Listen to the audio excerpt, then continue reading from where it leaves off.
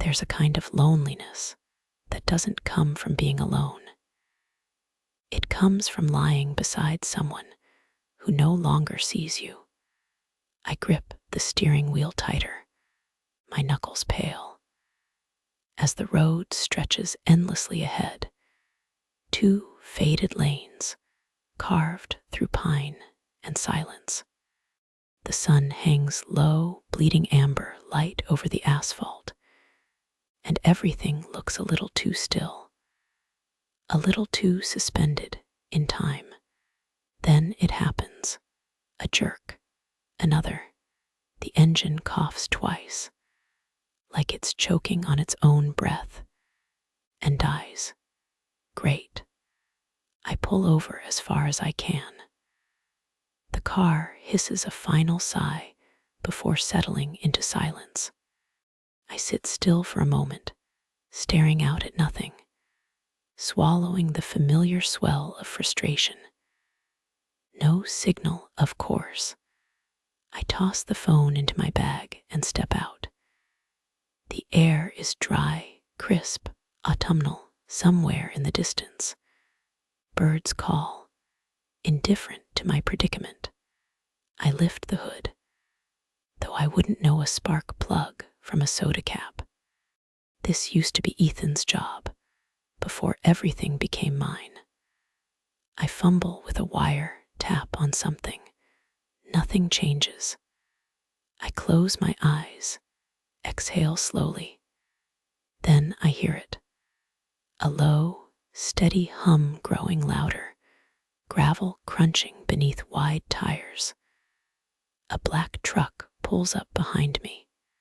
The driver steps out, tall and broad, with grease-stained jeans, and a confidence you don't learn from books. "You need a hand," he calls, voice low, easy. I nod, suddenly aware of how long it's been since anyone offered help without being asked.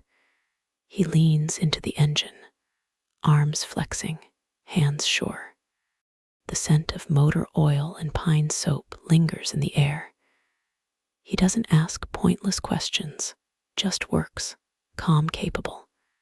"There," he finally says. "Your alternator's giving up. I patched it for now, but you'll want to get it looked at properly."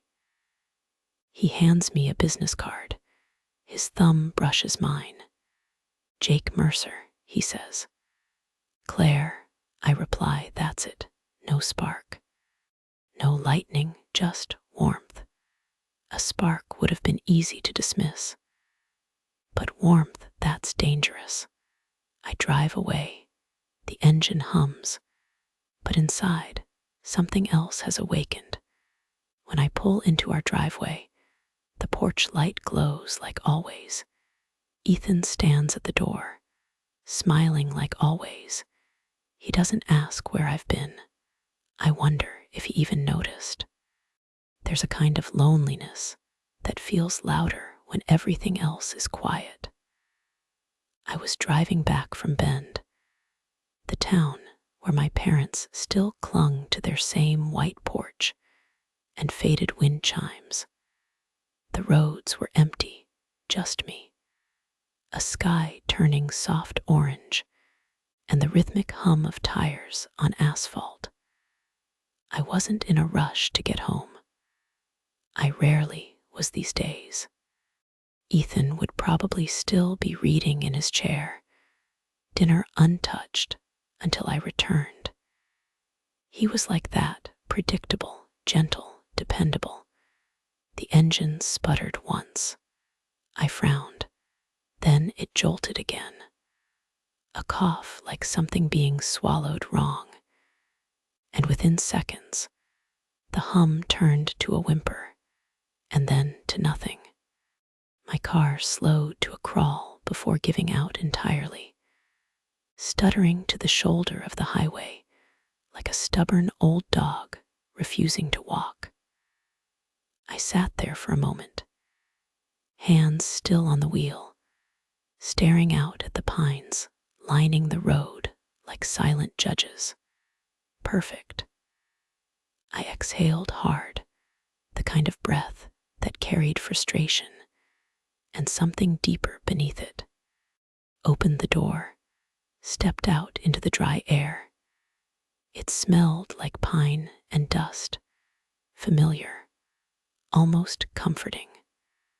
The sun was lower now, casting shadows that stretched across the pavement like fingers trying to hold onto the day. I popped the hood, stared blankly at the mess of wires and metal that looked like the inside of a machine I had never truly understood. Ethan used to handle these things before the silence between us became easier than trying. I touched a wire, nudged something else. Nothing. You okay there? I turned. A black pickup had pulled up behind me. Out stepped a man, late 20s maybe, tall and broad-shouldered. He wore a faded gray shirt clinging to his chest in the kind of way that says he's used to work, not Jim's. His boots crunched gravel as he walked toward me. I've had better afternoons, I replied, brushing a strand of hair from my face. Mind if I take a look? He didn't wait for my answer, just leaned under the hood like he'd done this 1,000 times. His hands were big, rough, but moved with quiet purpose. The scent of engine oil mixed with something clean like pine, or soap from a workshop sink. I watched him, more than I should have, not just what he did, but how he did it. How his body moved like it knew exactly what it was meant to do. No hesitation, no fumbling. It's your alternator, he said eventually, glancing at me. His eyes were hazel, catching the light in a way that made them almost gold. Is that bad? He smiled. Not great, but I patched it. You'll make it home. I nodded, grateful, embarrassed somehow by how grateful I was. I'm Jake, he added, pulling a card from his wallet and handing it to me. Jake Mercer, you should bring it by. I'll take a proper look. Claire Dawson, I replied, accepting the card. His fingers brushed mine, warm, calloused, the kind of touch that lingers longer than it should, even when it's already gone. Thank you, Jake. I don't know what I would have done if, he shrugged with an easy grin. Right place, right time. And just like that, he was back in his truck, driving off, dust kicking up behind him. I stood there for a second too long. When I pulled into our driveway, the porch light was already glowing.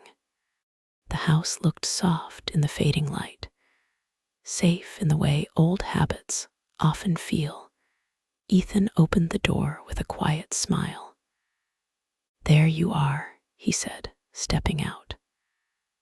I was starting to wonder if the mountains kept you. Car trouble, I said, getting out. Some guy stopped to help, fixed it enough to get me home. He nodded, not missing a beat. Must have been lucky. Yeah, I murmured, lucky. Inside, the house smelled like roasted vegetables and rosemary. Ethan handed me a glass of water, brushed a hand over my shoulder, and went back to stirring the pot on the stove.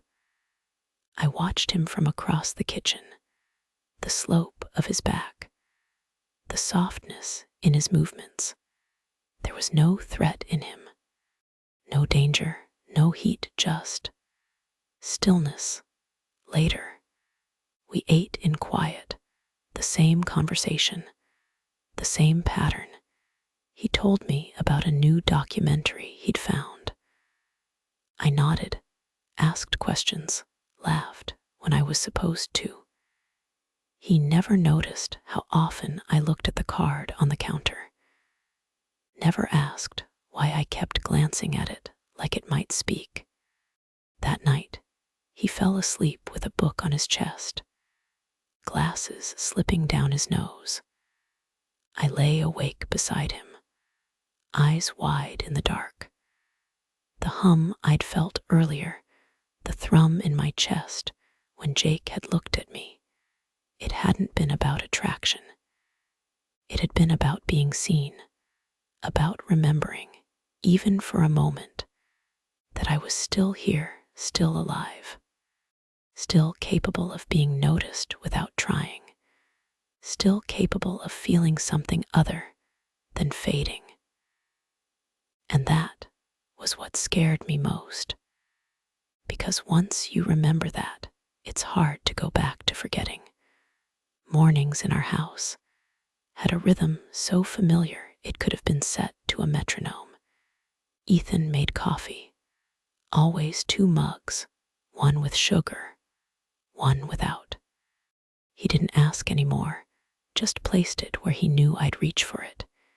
He sat by the window with the paper, brows furrowed gently, glasses perched low. Outside, the street was still wet from last night's rain. A breeze fluttered the curtains. Everything felt muted, like someone had turned down the saturation on our lives. I sat across from him, fingers curled around the warm mug, watching the steam rise. "You got back late," he said, still scanning the paper. "Yeah, car trouble," I replied. "The alternator, a guy stopped and helped." He glanced up then, just briefly. "That was lucky." I nodded, but didn't add more. I didn't mention Jake, or the way my chest had fluttered at the sound of his voice, or the card that now sat folded at the bottom of my purse like a sleeping secret. Ethan turned the page. "You should get that checked properly before it strands you again." "I will." We drifted back into our usual quiet. It wasn't uncomfortable, just familiar, safe, like an old coat. But even safety, worn too long, can start to itch. After breakfast, Ethan retreated to his home office. He had a consulting call at 10, then a virtual lecture to prep. He used to teach full-time before the surgery, before everything became slower, softer. Now he worked from home, wore button-downs without tucking them in, spoke in quiet tones about statistics and policy shifts. I wandered the house, moved dishes from one cabinet to another, just to feel like I'd done something, reorganized the linen closet, took out the trash. My hands stayed busy, my mind didn't. In the living room, sunlight spilled over the hardwood floor like honey. Dust floated in it, weightless and slow. I watched it, thinking about the way Jake's eyes had caught the light, not just the color, but the way he'd looked at me, like I wasn't just another woman on the side of the road, like I was a story he wanted to hear. My phone buzzed with a calendar reminder: Ethan's medication refill. I sighed, grabbed my keys, and slipped on my coat. The drive to the pharmacy was short, but I took the long way, down past the lake, through the edge of town. My fingers tightened on the steering wheel as I passed a familiar intersection. If I turned right instead of left, I'd be halfway to Jake's shop. I didn't, but I thought about it. At home, Ethan was already on his second Zoom call. I set the bag of pills on the kitchen counter, and stood there for a long moment, just staring at them. Orange plastic bottles, white labels, black text. Medications for a body that no longer wanted to play along. Pills for blood pressure, for joint stiffness, for sleep. He never talked about what he'd lost. He only said, "I'm just glad I'm here." And I was glad too, I was. But I couldn't pretend the ache had vanished. It hadn't. It had only changed shape, slipped beneath the surface, quiet and constant, like a current beneath calm water. That night, we ate roasted chicken and carrots. Ethan poured wine. We clinked glasses, gently talked about weather and groceries, and how the neighbor's dog had barked less lately. He reached across the table to squeeze my hand.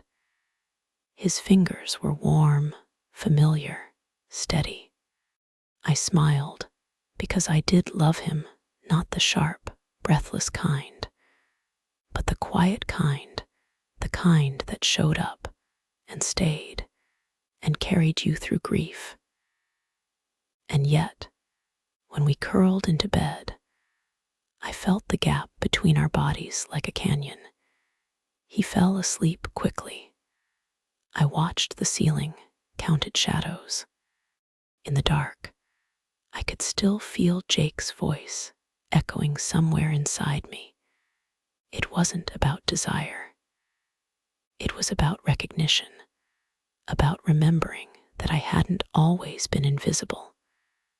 That once, not long ago, I was someone worth pausing for. And the terrifying thing was, I wanted to feel that again, even if it meant losing everything else. It started with the card. It sat quiet at the bottom of my purse, half bent, the edges smudged from my fingers tracing it absent-mindedly. I'd tell myself I was cleaning, organizing, clearing out receipts. But each time my hand would find it, Jake Mercer, in black letters, beneath it, a number I had memorized without meaning to. By the third morning, I couldn't stop thinking about it, not the card, him. I stood in the kitchen, coffee going cold beside me, staring at nothing. The silence in the house was sharp. Ethan had left early for a checkup, routine blood work. I hadn't gone with him. He hadn't asked. I picked up the card. My thumb hovered over the phone screen longer than I wanted to admit. And then, without thinking maybe, because I couldn't stand the silence anymore, I tapped the number. It rang twice. "Jake's Auto," came the voice on the other end. I almost hung up, but my mouth moved before I could stop it. "Hi, this is Claire Dawson. You helped me a few days ago, out near Forest Hill Road." A pause, then warmth. "Oh yeah, the Subaru, how's she running?" "She's okay, but you said to bring her in for a proper look." There was a smile in his voice. "You free today?" I hesitated, not because I wasn't, but because I was too free, too empty, too willing. "Yeah," I said softly. "I can come by now." "Perfect, I'll be here." The line went dead.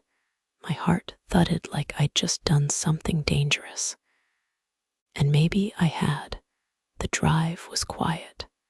I didn't turn on music, just listened to the hum of the engine, half hoping it would sputter, half hoping it wouldn't.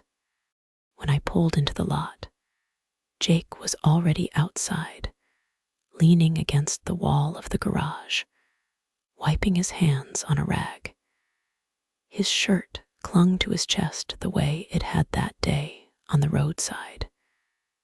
No grease this time, just sunlight catching the curve of his jaw. "There she is," he called. I stepped out, trying not to feel like a schoolgirl walking into a secret. "Glad you made it," he added, holding out a hand, not for a shake, just a small, quiet gesture of welcome. I smiled. "Want to risk breaking down again?" He led me to the car, popped the hood, and leaned in. I stood to the side, pretending to be interested in hoses and belts, but my gaze kept drifting. The way his fingers moved, the soft furrow of his brow when he concentrated, the faint smell of soap and metal that clung to him.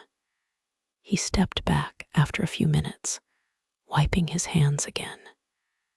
"Could use a new belt, and your battery's not too happy either." "How bad is it?" He shrugged. "Die today, but it's not gonna love winter." I nodded. "Okay, let's fix it." He looked at me, then really looked, not like a client, not like a stranger, like someone trying to read between the lines. "I've got time now," he said. "Come on in, we'll go over it inside." His office was small, neat. A desk with too many papers, a calendar from last year, and a tiny fan that whirred without purpose. I sat across from him, crossing one leg over the other, watching the way he moved. He picked up a notepad, started writing estimates. "You do all this yourself?" I asked, voice light. "Most of it," he said, eyes still on the page. "Must be good with your hands." He paused, then looked up slowly, expression unreadable. "I guess," he said. I leaned forward, just a little. My fingers brushed the corner of the desk. "I mean, it takes a certain kind of skill, precision, pressure." He smiled, small and careful. "You talking about cars or something else?" I didn't answer right away. Just let the silence stretch, let it breathe. "I don't really know anymore," I said softly. His pen tapped the pad once, twice. He set it down. Eyes never leaving mine. Outside, someone called out. A tool clattered to the ground. But in the room, it was just us, the air dense, still, full of something unsaid. "You're married," he said finally, not judgment. "Just fact." "I know." He nodded once. "Still want the car fixed?" "Yes," I whispered, more than ever. He didn't move, didn't lean forward or back, but I felt it, that pull, like gravity had shifted ever so slightly between us, enough to tip something loose, enough to make it real. I told myself it was about the car, that I went back because I was being responsible, that it made sense to follow through, that a belt and a battery weren't things to ignore. But the truth pressed harder with every mile. The ache wasn't in the engine. It was inside me. Jake was under the lift when I arrived.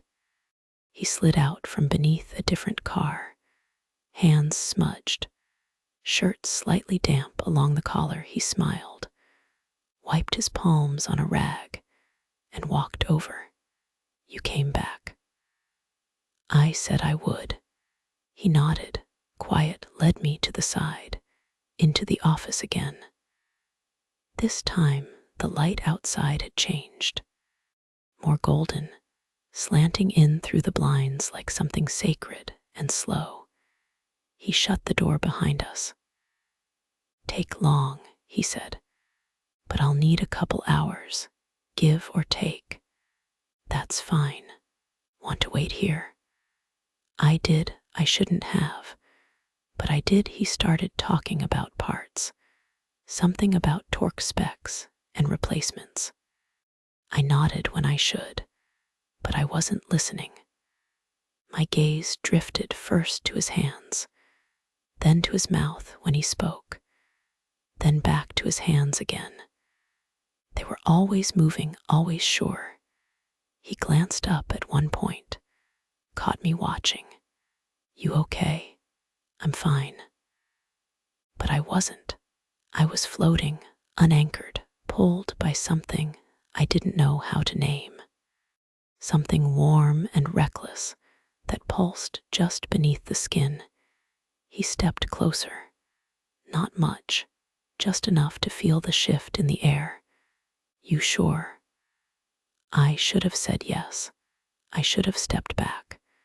But instead, I asked, "Do you ever get tired of pretending?" Jake blinked. "Pretending what?" "That you don't notice, that you're just being polite, that nothing's happening." His throat moved as he swallowed. His fingers tightened slightly around the rag. "I notice," he said, voice rough. The silence swelled between us, full of everything we weren't saying. The fan hummed above us, slow and steady, pushing warm air in circles. I took a step forward, then another.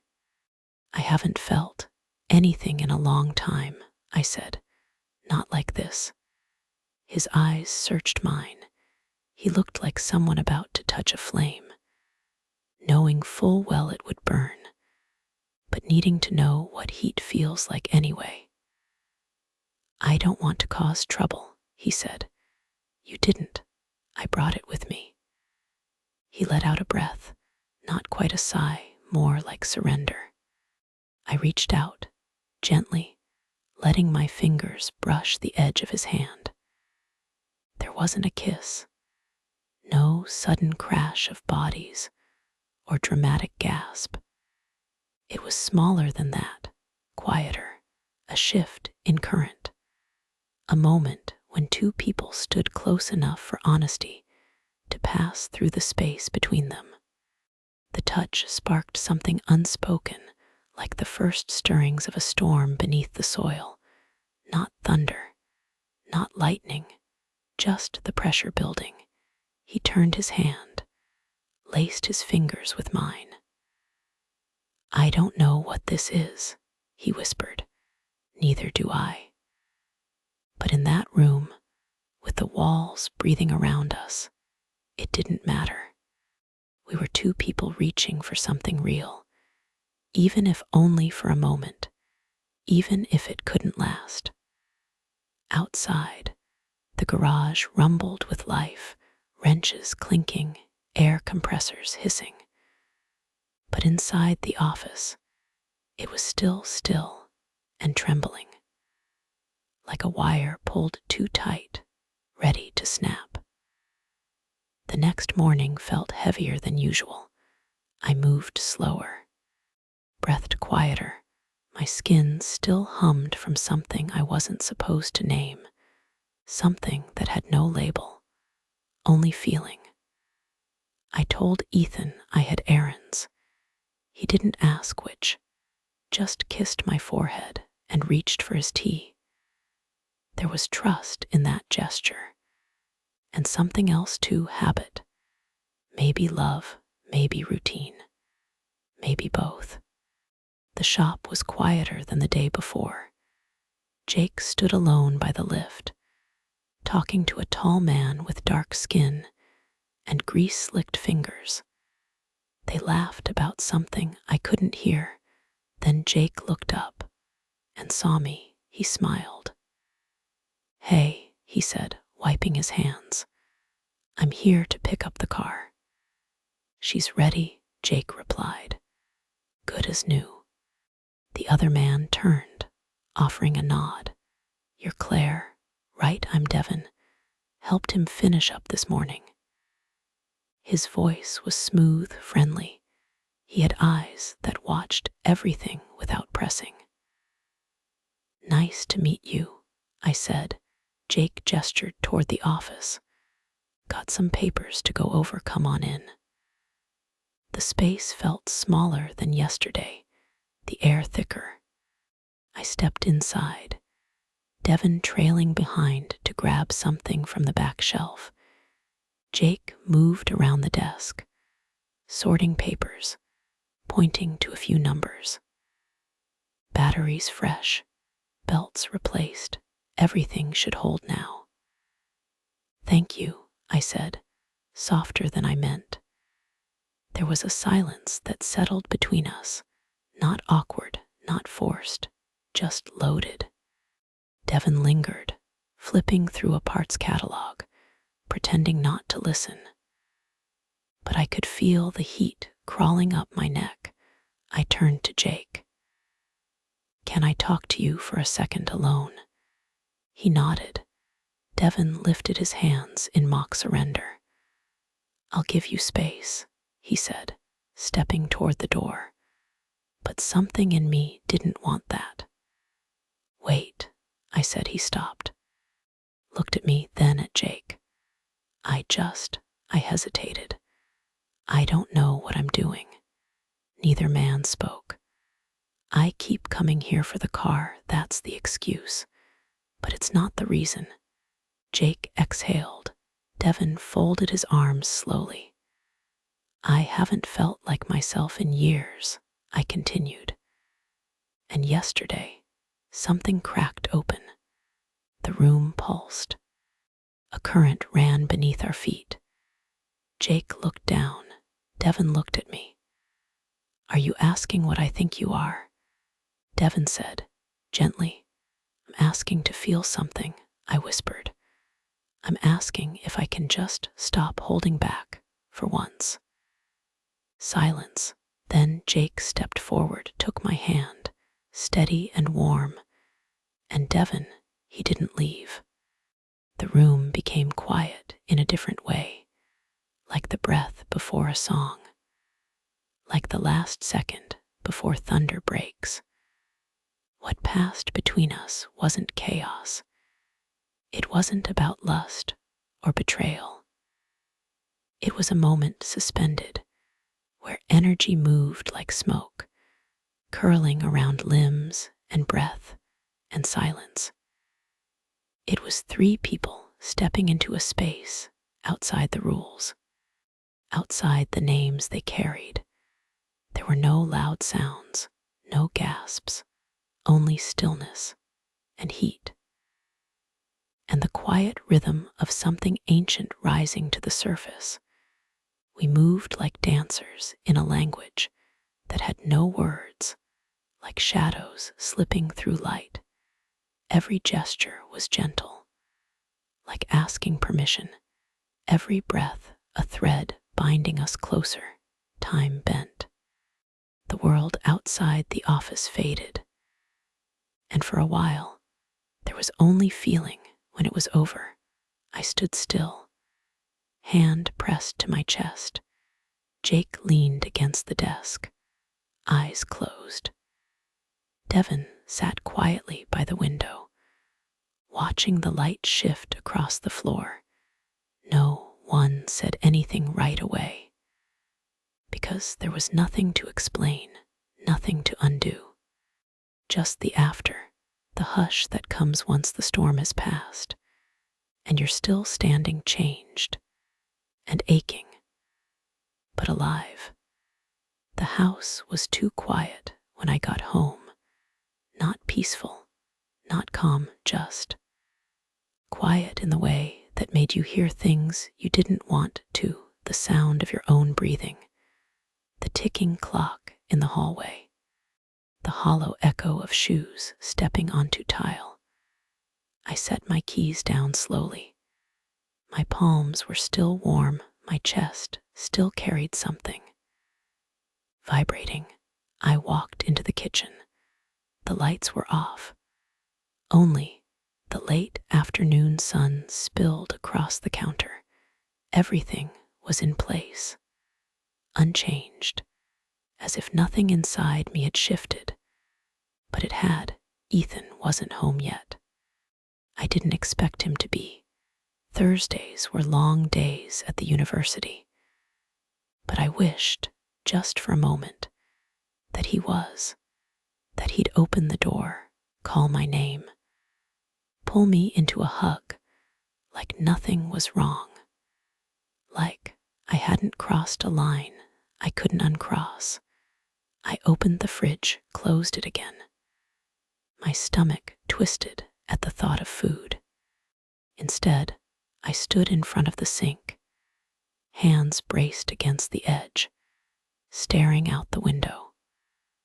The garden looked tired, wilted in places. I hadn't watered it in days, neither of us had. I pressed a hand to my chest. Just beneath my collarbone, my heart wasn't racing. But it wasn't steady either. It was caught in some rhythm between guilt and hunger, between shame and memory. The silence stretched. When Ethan finally came home, he kissed my cheek like always, put his briefcase down, asked how my day had been. I said it was fine, that I'd picked up groceries, that I'd cleaned the guest room. He didn't question it at dinner. We talked about his students, about the new adjunct who kept forgetting his office hours. I nodded, laughed at the right places. My fork moved food across the plate, but nothing made it past my lips. Ethan didn't notice, or maybe he did, but chose not to ask. After we cleaned up, he poured us each a glass of wine. We sat on the couch, the television flickering in the background. Some nature documentary, birds nesting in the cliffs of Patagonia. Ethan leaned against me gently, warm and familiar. I let him, because I didn't know what else to do later. In bed, he read until he couldn't keep his eyes open. The light from his bedside lamp bathed the room in gold. I watched his face as it softened with sleep, eyelids fluttering, breath deepening, a man at rest. I envied him the ease of it, the way his body still trusted the world enough to surrender to it. Mine didn't. I lay beside him, eyes wide, chest tight. I thought of Jake, of Devon, of the way their presence had cracked something open inside me I hadn't even realized was sealed shut. It wasn't the heat that lingered. It was the awakening, the terrifying realization that I had been asleep for years, that I had made peace with being invisible. Now, even wrapped in flannel sheets beside a man who loved me, who had never hurt me, never betrayed me, I felt like a stranger in my own life. Tears slipped quietly down my temples, not from regret, not exactly, but from the weight of knowing. Once you remember what it feels like to burn, it's hard to live in smoke. The invitation came out of nowhere. Ethan placed a folded brochure on the kitchen table one morning. A cabin, Lakeview, 2 nights, just the two of us. His eyes searched mine carefully, as if expecting rejection. "It's been a while," he said, voice quiet. "We could use the time." I nodded, because I had no reason not to, because part of me wanted to say yes, wanted to believe that a change of scenery could reset something, that if we got far enough away from the silence, we might find each other again in the noise of trees and water and sky. The drive was long. We listened to old jazz albums. Ethan hummed along to a trumpet solo that had once played on our wedding night. His hand rested on my knee occasionally. A small weight, a tether. The cabin was tucked into the pines, small, rustic, The air smelled like wet bark and wood smoke. Ethan lit a fire. I unpacked. We didn't say much, but there was a gentleness to the quiet that hadn't been there in a long time. That night, he cooked dinner, chopped vegetables with careful precision, stirred sauce with a rhythm that felt practiced and tender. We ate by the window, the lake shimmering under a moon that looked too big for the sky. He poured wine, lifted his glass. To us, he said, eyes soft. I hesitated for a beat too long, then clinked mine gently against his. To us. We sat in silence afterward, the fire crackling between us. Ethan leaned back in the worn leather chair, gazing at the flames. I miss you, he said. My throat tightened. I'm right here. No, you're not. He didn't say it with anger. There was no accusation, just quiet grief. I know something's shifted, he continued. You don't have to tell me what it is, but I feel it every day. I looked away, blinking fast. The room felt too small, the air too thick. I don't know how to fix it, I whispered. He smiled sadly. Maybe it's not about fixing. Later, in bed, he turned to me, touched my shoulder with hesitant fingers. His kiss was soft, familiar. I let him kiss me, let his hands find their way to my skin, but his body didn't follow. It hadn't in years. He pulled back slowly, rested his forehead against mine. I'm sorry, he said. I shook my head. We lay there, the silence no longer a wall, but a shared wound. And for the first time in a long time, I reached for his hand, not out of duty, but out of something softer, something that remembered.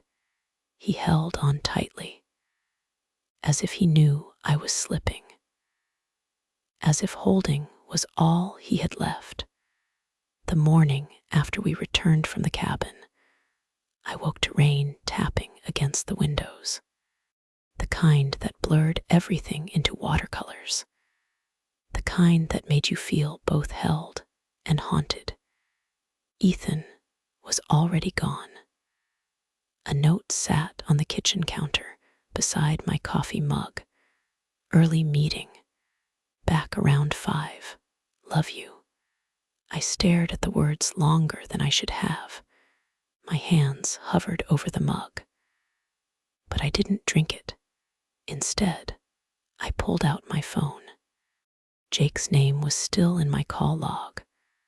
I hadn't deleted it, just like I hadn't deleted the memory of that office, that moment, that choice. I typed, "Can we talk?" He replied almost immediately, "Yeah." "When today? If you're free, come by. Around 3. Shop's quiet then." I didn't think, didn't plan, just showered, dressed, and left before I could change my mind. The drive felt different, not nervous, not eager, just necessary. Jake was waiting outside, leaning against the wall again, same shirt, same steady eyes. But something in his posture had changed, more guarded, like he knew something he didn't want to know. "You came," he said. I needed to. We walked into the shop, past the lifts, past the smell of oil and metal and old music humming from the radio, into the same office where everything had begun. He closed the door behind me. I stood for a moment, not speaking. Then I said, "I'm married, you knew that." He nodded. "I haven't lied to Ethan, but I haven't told the truth either. And the truth is, I don't know what I want from you." Jake's jaw tightened, but he didn't interrupt. I wanted to feel something, I continued, and you gave me that. But now I'm left with this weight, this guilt, and it's mine to carry, not yours. He looked at me then, something unreadable flickering in his eyes. I never expected anything from you, Claire. I just liked the way you looked at me, like I was worth seeing. I swallowed hard. I liked the way you looked at me too. Silence settled, but it didn't suffocate. I'm not asking for anything, I said. Not a future, not forgiveness, just space to understand who I am now, and maybe say goodbye to who I was before. Jake stepped forward. He didn't touch me, just stood close enough for warmth to pass between us. You don't owe me anything, he said, but I'm glad I met you, even if it was just for a moment. I nodded, me too. As I turned to leave, he didn't stop me, didn't ask for more.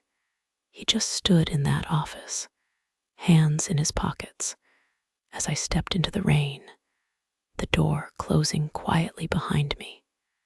Outside, the world felt both heavier and lighter. And I realized this wasn't about Jake. It never had been. It was about me choosing, letting go, even if I still didn't know what came next. The confession didn't come with fireworks, no dramatic tears, no shouting. It came on a Tuesday, a quiet afternoon when the light outside had gone soft and the air smelled like dust and boiled rice. Ethan was in the kitchen, chopping onions for stir-fry. I stood by the sink, the words burning a hole in my chest. I need to tell you something. He stopped mid-chop, set the knife down, turned to face me, eyes already knowing. Okay, he said. I've crossed a line, I said, emotionally, physically, with someone else. Silence, not long, but deep. He didn't move, didn't blink. Just looked at me like he was trying to hear the rest before I even said it. I'm not asking for forgiveness, I said. And I'm not here to defend it. I couldn't keep lying, not to you, not to myself. He stepped back from the counter, hands flat against the edge. Was it recent? Yes. Is it over? I don't know what it was, but I ended it. He nodded once, slowly. Then he walked past me, quietly, took his coat from the hook, and left without a word. The sound of the door closing was louder than anything I'd ever heard. I didn't chase him. I sat at the kitchen table, the chopped onions still raw on the board, and let the silence fill every inch of the house. That night, I couldn't sleep. I wandered from room to room like a ghost, touched books we hadn't opened in years, sat on the porch until the sky turned gray.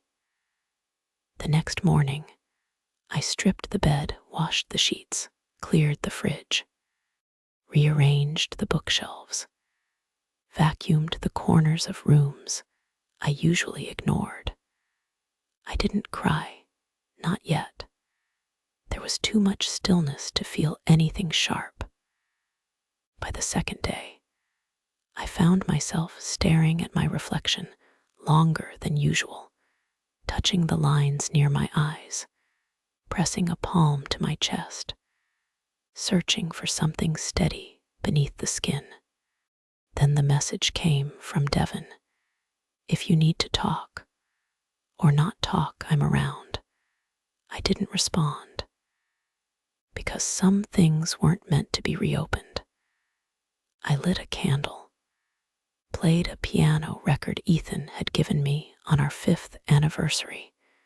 The keys ached in ways I didn't expect. each note a memory.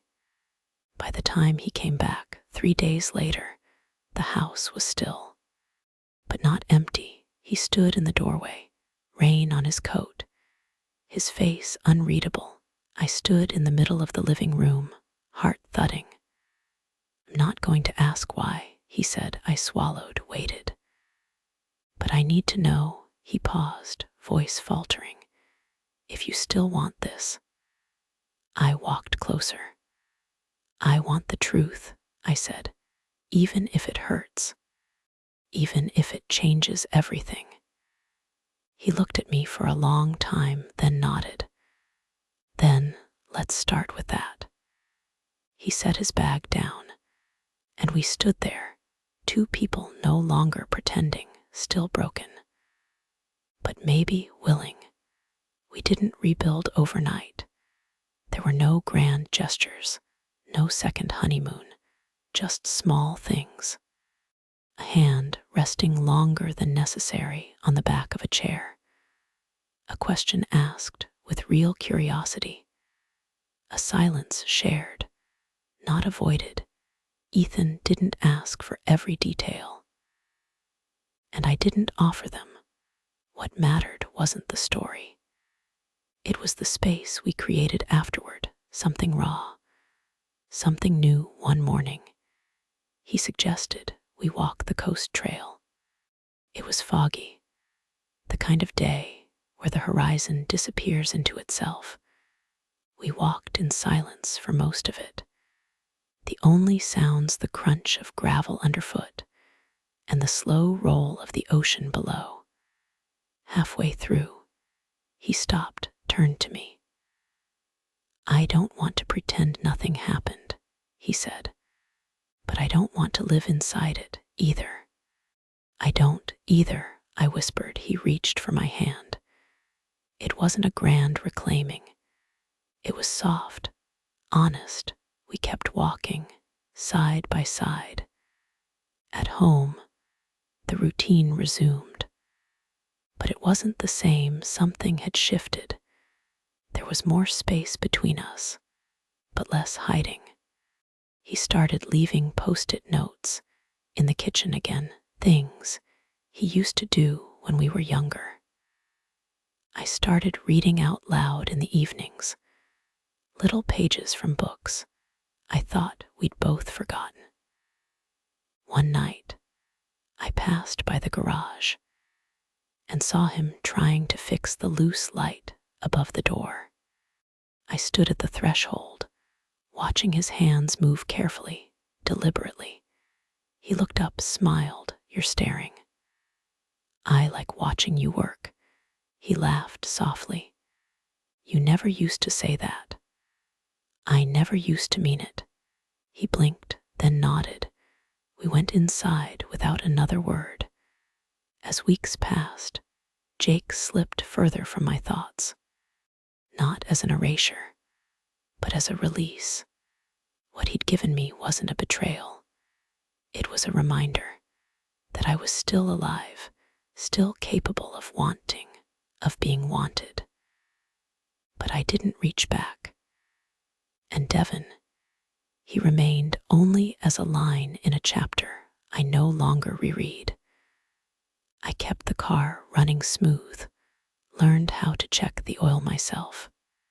Ethan showed me how one afternoon, laughing when I got grease on my cheek. He wiped it off with his thumb, that simple, that gentle. There was no promise of forever, just the next day. And the day after that. And maybe that was enough. One evening, I sat in the car, hands on the wheel, the engine humming beneath me. The porch light glowed behind me. The door stood open, Ethan waiting inside. I glanced at the road ahead, the quiet stretch that had once broken me open. I whispered, more to myself than anyone else, "Let's see where we go from here." Then I shifted into drive and went home.